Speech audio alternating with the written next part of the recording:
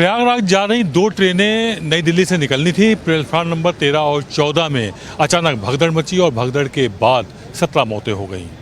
घायलों को और मृतकों को अस्पताल लाया गया एलएनजेपी, जहां पर पहले जो मृतकों की संख्या बताई गई वह 15 बताई गई, लेकिन इलाज के दौरान 2 और मौतों की जानकारी मिली, पुष्टि की गई। इस तरह से 17 मौतें हुई।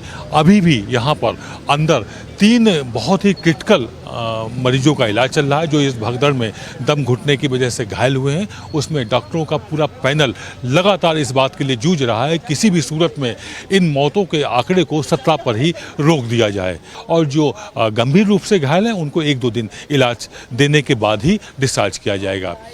जैसे ही पूरा घटनाक्रम हुआ, घायल यहाँ पर भर्ती कराए गए इलाज के लिए, वैसे ही दिल्ली के उपराज्यपाल विनय सक्सेना एलएनजेपी पहुँचे। उन्होंने घायलों का हालचाल लिया, मृतकों के परिजनों से मिले और हर तरह की सांत्वना दी।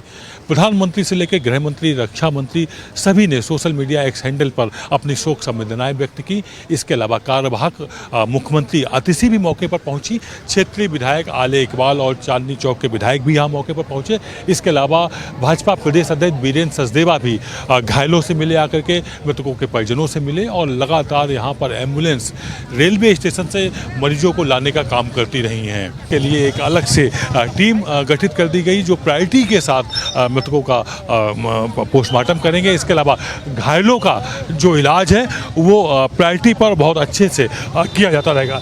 जैसा कि आप देख रहे हैं, एम्बुलेंस लगातार मूवमेंट कर रही है, और इसके अलावा जिला अधिकारी से लेकर के मेडिकल सुपरिटेंडेंट तक लगातार मूवमेंट कर रहे हैं, घायलों का हालचाल ले रहे हैं। किसी भी तरह की कोताही अब ना होने पाए उनके इलाज में, इसकी पूरी कोशिश की जा रही है।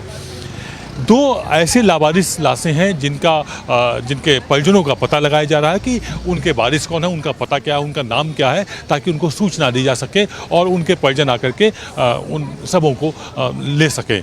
इसके अलावा जो घायल हैं उनके इलाज और घायलों को उनके घरों तक पहुंचाने, उनके खाने की व्यवस्था के लिए यहाँ पर जिला प्रशासन लगा हुआ है।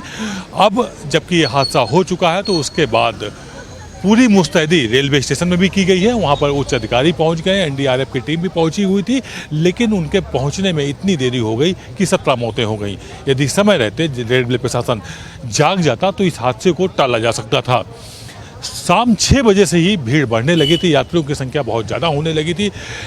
जो 2 प्लेटफार्म थे 13 और 14 नंबर, उनमें भीड़ लगातार बढ़ रही थी। इन 13 और 14 पर ही 2 स्पेशल ट्रेनें आनी थी जो प्रयागराज महाकुंभ स्नान कराने के लिए जाने वाली थी। रेलवे प्रशासन से बड़ी चूक हुई। मॉनिटरिंग में एक बड़ी गैर जिम्मेदाराना बात सामने आई कि अगर उस समय रहते चेत जाते तो वहाँ पर बढ़ती भीड़ को रोका जा सकता था और इस हादसे को भी रोका जा सकता था। ये जो 17 मौतें हुई हैं इनको भी रोका जा सकता था।